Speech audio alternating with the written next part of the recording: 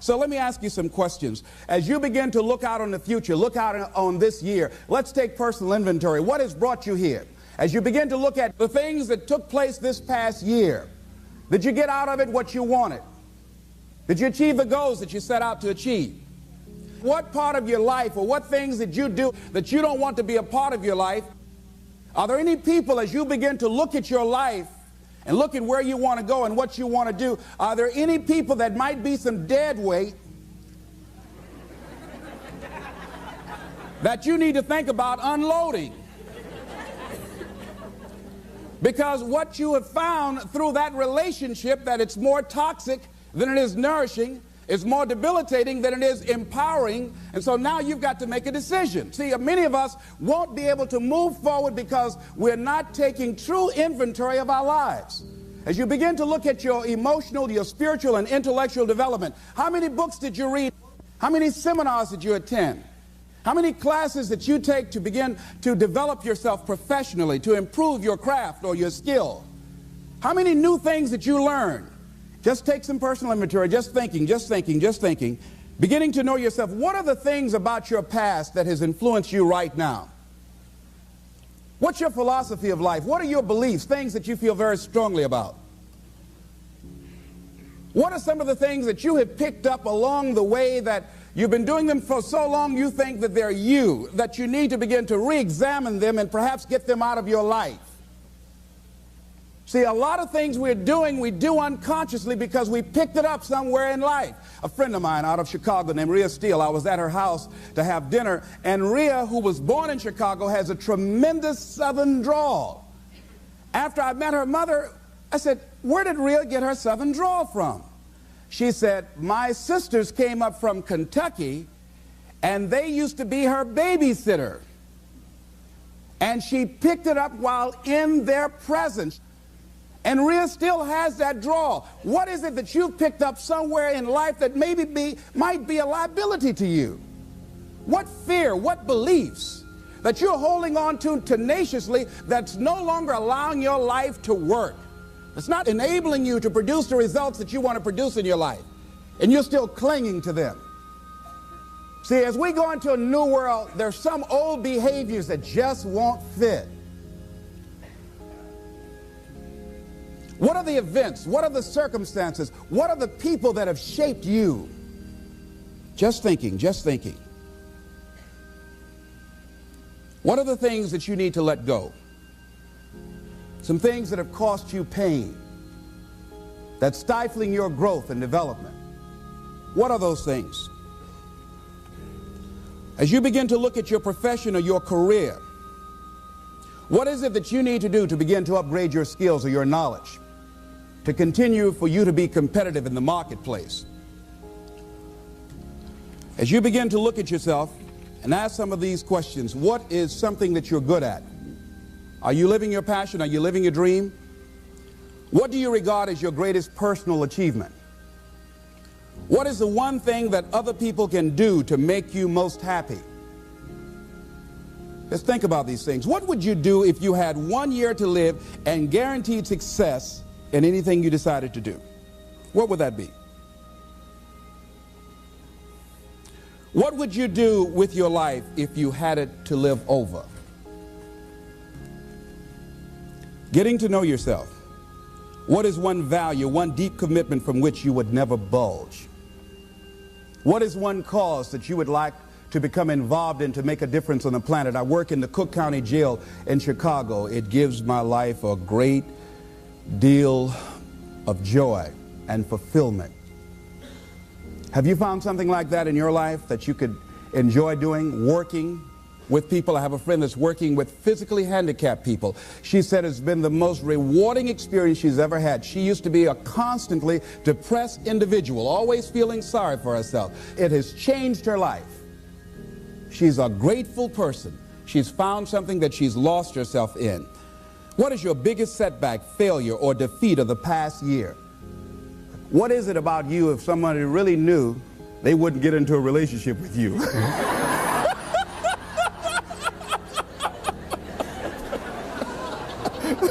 Now, don't go tell it. But But once you acknowledge what that is, then start working on it and changing it. Change that. It's easy to blame the other person, but start taking ownership for where you are. Are you proud of how you have been living your life? Have you explored your natural talents, your gifts, by enthusiastically trying a variety of activities? Ladies and gentlemen, a lot of us have so much talent and abilities, we just put them back on the back burner or just left them aside someplace. Never did anything with them, never brought them out here. Used to do them extremely well in high school or college, or just had a natural gift and never did anything with it. What are you sitting on? What gifts are you sitting on? Have you resigned yourself to a life feeling that nothing can be done to change your future or your circumstances? Have you been afraid to try something different because you're afraid of how people will react to you or what they will think? Those are some of the things that I suggest that you begin to answer yourself. Now, here are some things that I suggest that you begin to look at working on to develop your character. Some things that will give you some personal strength. Webster says character building activities. He says character, the pattern of behavior or personality found in an individual or group. Moral strength, self-discipline, fortitude. That's what's going to be required in order to begin to manifest your greatness. Now, looking at yourself, one of the things I'm suggesting you look at, what is it that you need to be in the process of doing more of or less of? Like being more direct. So I used to have a problem of not telling people what I actually thought because I didn't want to hurt anybody's feelings. Saying no without feeling guilty. More focused.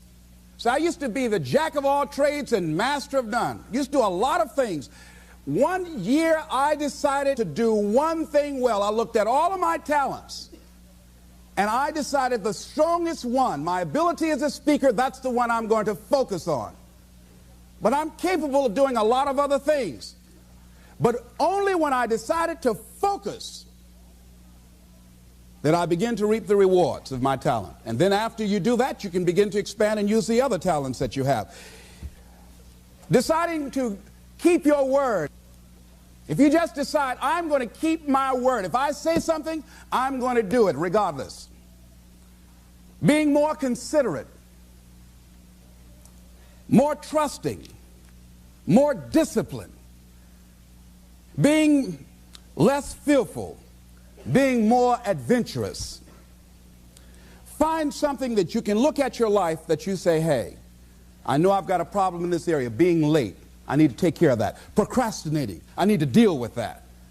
Not taking care of business, being seriously not serious. Creating an imbalance in my life where I'm spending more time looking at television or having social fun and not spending enough time working on me. See, most people, ladies and gentlemen, spend more time working on their jobs than they spend working on themselves. They work harder on their jobs than they work on themselves. And whatever we achieve in life, whatever we create, whatever we're able to manifest comes out of the human mind. Now I want you to think about 5 things that if you had the courage to do them, it will give you a feeling of satisfaction and self-respect.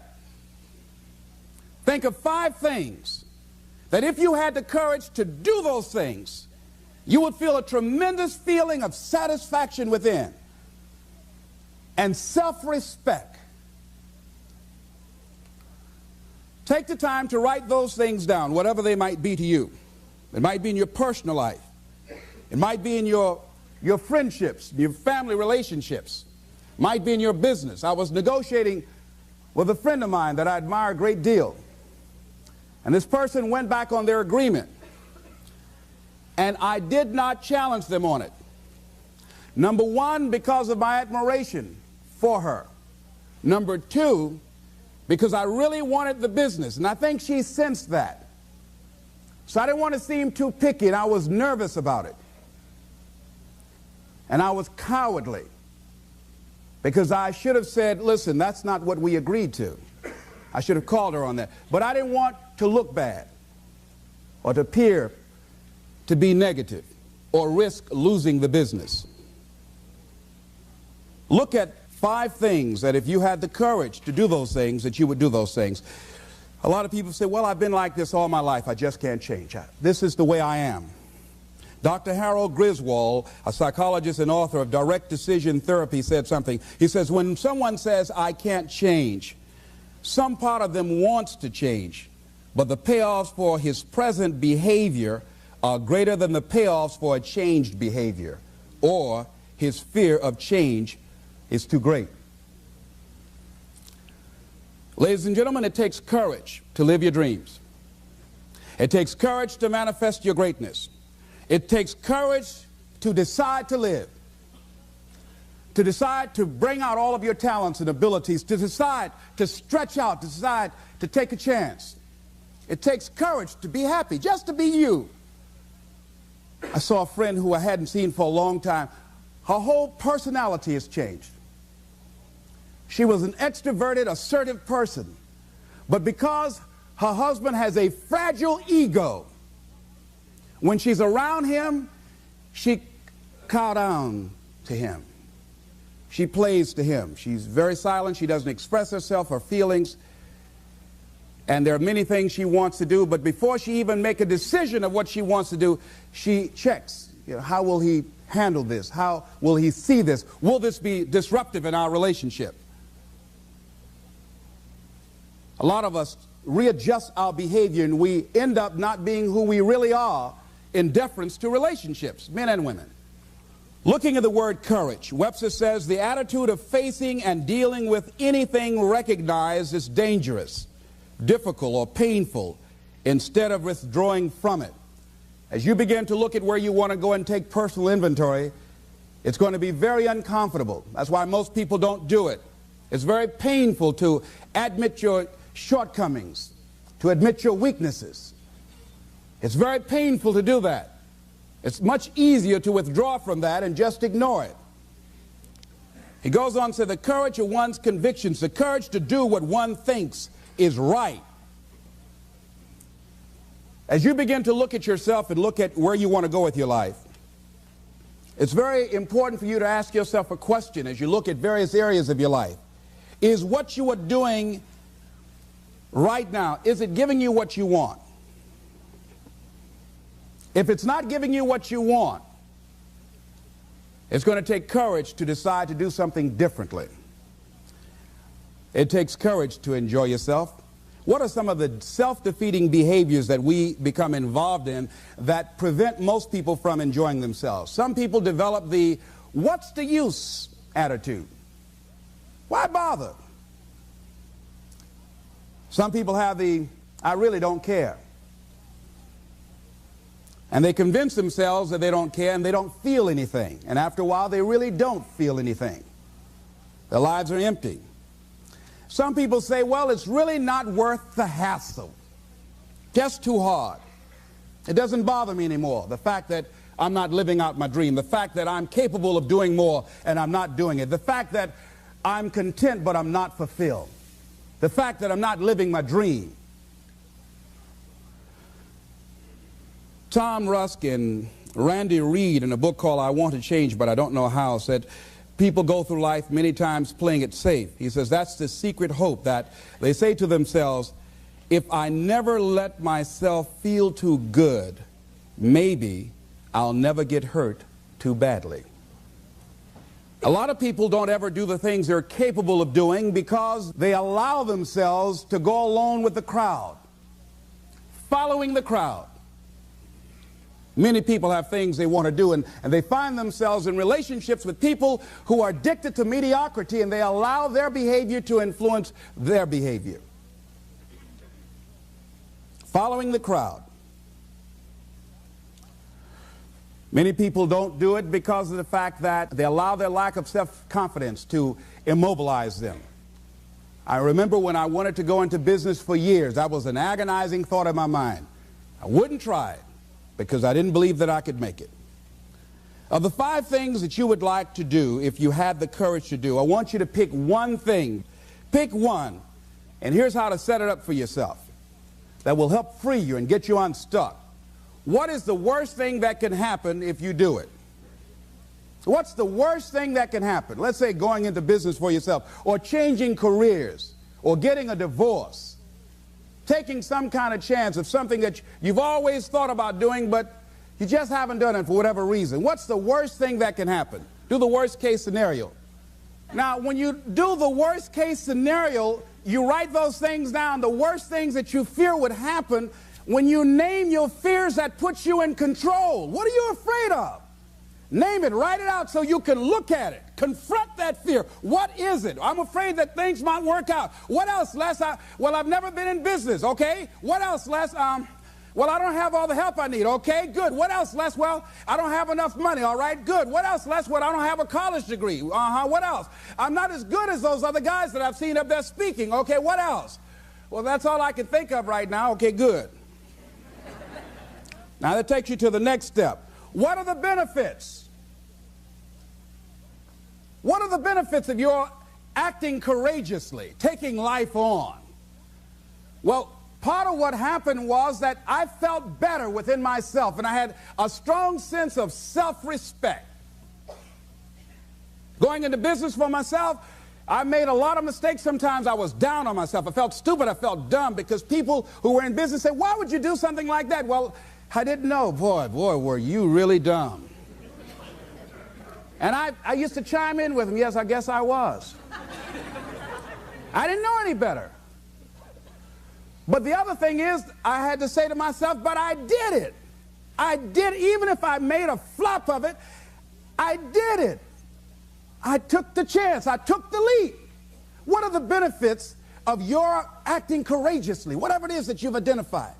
Write the benefits down. And then focus on them. Focus on the benefits. Not on the liabilities. Not on your fears. Focus on the benefits. That which you hold in consciousness tends to manifest itself. Think about how good you feel. Think about the level of increased self-respect, the sense of self-worth that you'll feel. How good you feel getting up in the morning, looking yourself in the mirror because you're taking life on. The other thing is acknowledge your fears and then go into action. This book is called Feel the Fear and Do It Anyway. That's it. See, I believe anybody who's ever done anything, who's ever taken a chance, doesn't mean that they're not afraid. Courageous does not mean being the absence of fear. I think that being courageous is willing to do it because that's what you feel, and you're going to do it anyhow, regardless. So you're not going to be immobilized by your fears or your doubts. You admit, okay, I'm scared to death. Now, okay, what is it that I must choose to do? Go ahead and experience that fear, but don't let that fear immobilize you. In what you've done with your life thus far, is it giving you what you want? Is it giving you what you want? When you look toward the future, when you look at all that's going on out here, is there some place within yourself you say, hey, I know I need to be out there in that arena. I know I can do more than what I've been doing. I know there's some great music that I have within me that I haven't brought out here yet. Is that something that you begin to look at within yourself? So I used to do that, and I used to go to big rallies and see guys up speaking when I wasn't courageous enough to go out there and say, hey, my name is Les Brown, the motivator, Mamie Brown's boy, I want to talk. I would never do that. I'd just be back there looking at them and wanting to get their autograph and would say, can I meet you, Mr. Wesley, or can I meet Mr. Zig Ziglar? Please tell him, who are you? Oh, Les Brown. Because I felt within myself I was a nobody. So who am I to go talk to these guys and go get their autographs? I like to do what you do.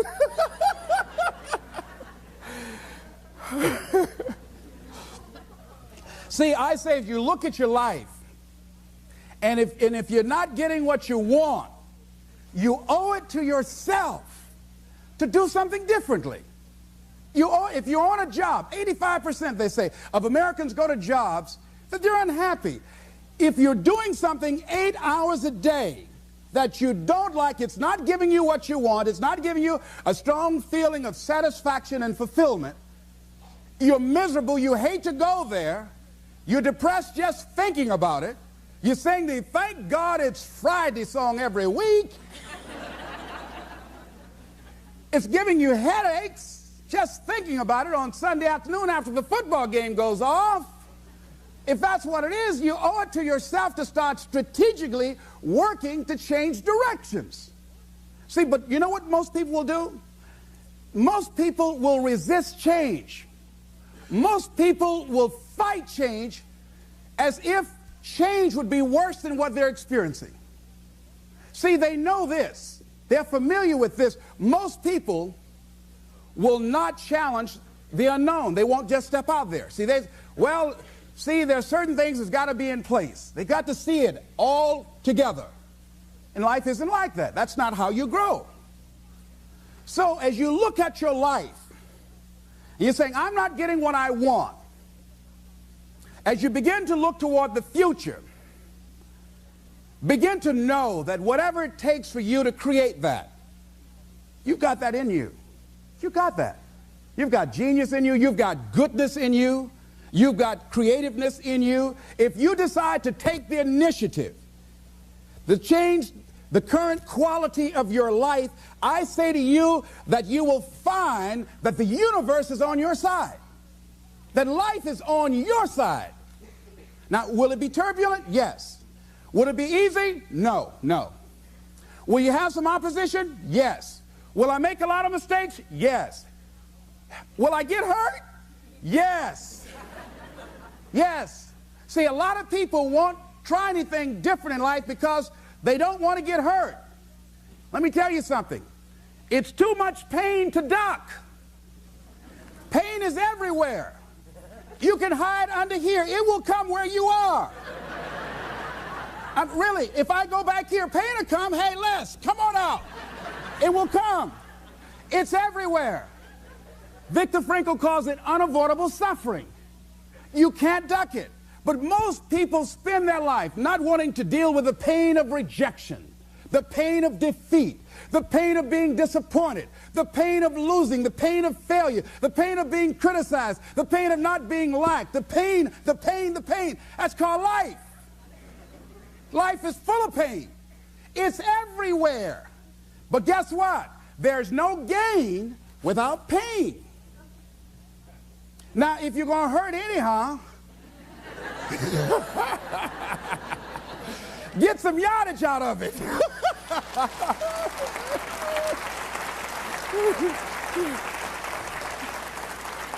Because it's the pain of regret that you experience. If I had it to do over again, that's a pain. Don't you know that's something? When you know, I was in a seminar once and this lady stood up. If I had my life to live over again, she talked about all of the things that she would do. And you can feel the pain of regret in her voice. The pain of regret. She still experienced pain. She was trying not to experience the pain of defeat, the pain of disappointment, the pain of loss, the pain of lack of support. And she still experienced pain. It was right there. We can't get around it. Most people are governed by their habits, their fears, and the opinions of others. A lot of people never try anything differently because they have been convinced by people in their lives that they value that they can't do it. They're living within the context of the opinions that other people have of them, the low expectations.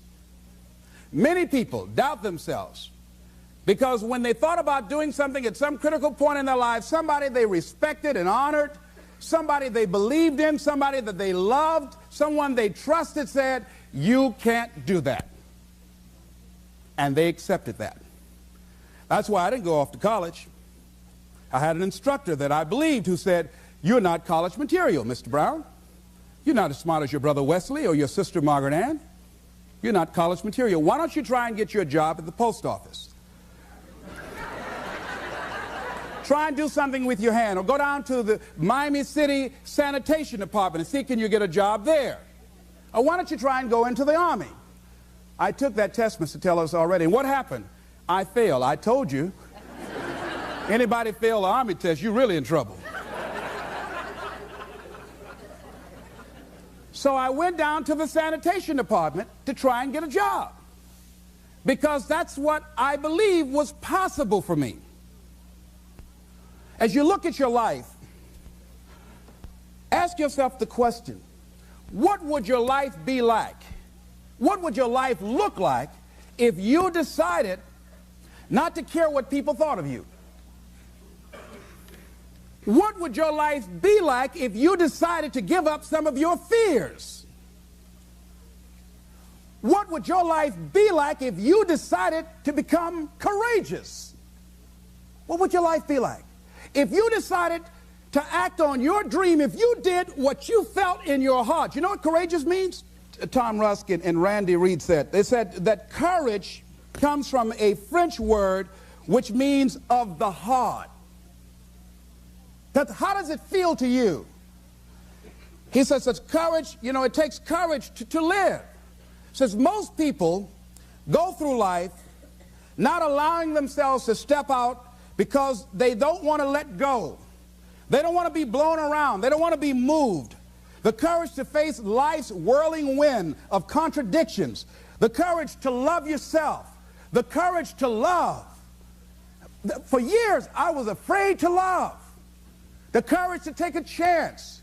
The courage to be who you are. He says, courage isn't for somebody else, for medals, applause, or moral debts.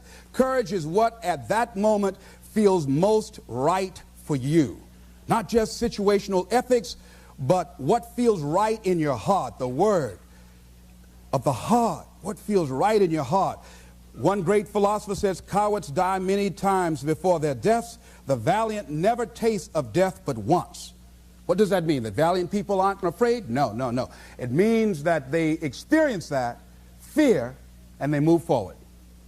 They move forward anyhow. Many people are dead now. Many people are allowing their dreams to die. Many people are allowing their ideas to lie dormant and collect dust. Many people have all this talent and ability that they are allowing to be buried inside of them, that they will take with them to their graves because they didn't have the courage to be who they are. And I say, as you begin to look toward the future and manifesting your greatness, it's going to take everything in you, that your life deserves the concentrated effort to begin to look at how is it that I can express more of me?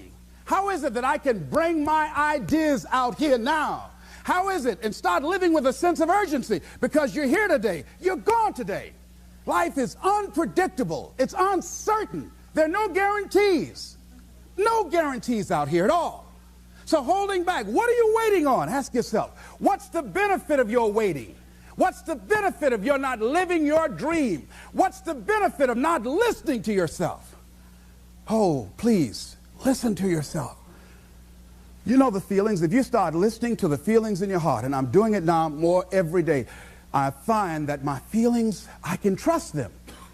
And I say to you that as you look toward the future, you look at life on a daily basis, if there's something that you have been given, if you've heard something within yourself that you know that what you're doing now doesn't fit for you, it doesn't work for you, it's not giving you what you want, and there's something else that you want to do, don't allow that inner doubt in you to talk you out of it, to build a case on why you can't have it, to tell you why you're not good enough. You ignore that inner voice and all of the external voices.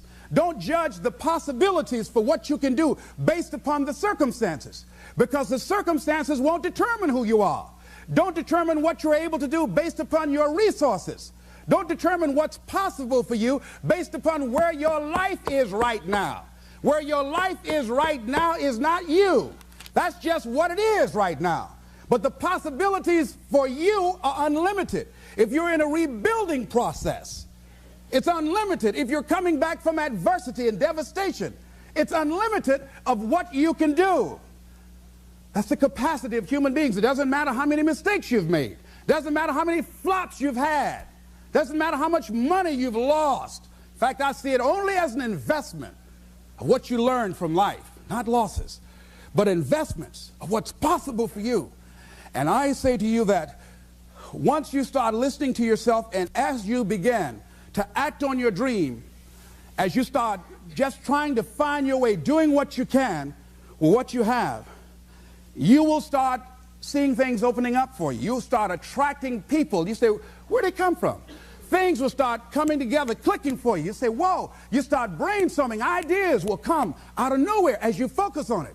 The key to it is to begin to focus on what it is you want to do. Why, Les? Why is that important? Because as you focus on that which you want to do, that which we focus on, that which we give our energy to, it will begin to multiply. It will begin to expand. It will begin to develop your consciousness. And out of that comes your greatness. Out of that comes a commitment. Out of that comes a passion for life. Out of that comes a special power that you have in you that you haven't even called on yet.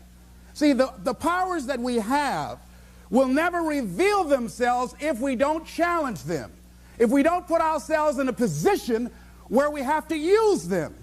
So one of the most important things is reading a book that's a really interesting book called Instant Millionaire, and the guy said, put yourself in a position where you can't retreat, where it's do or die, sink or swim. Here's what you'll find out. You'll develop incredible swimming skills. Or swallow half the pool of life. You'll find yourself stroking unlike you've ever seen before. Through the inspiration of desperation, you'll become more creative than ever before. So what is it? How do we handle that whole piece?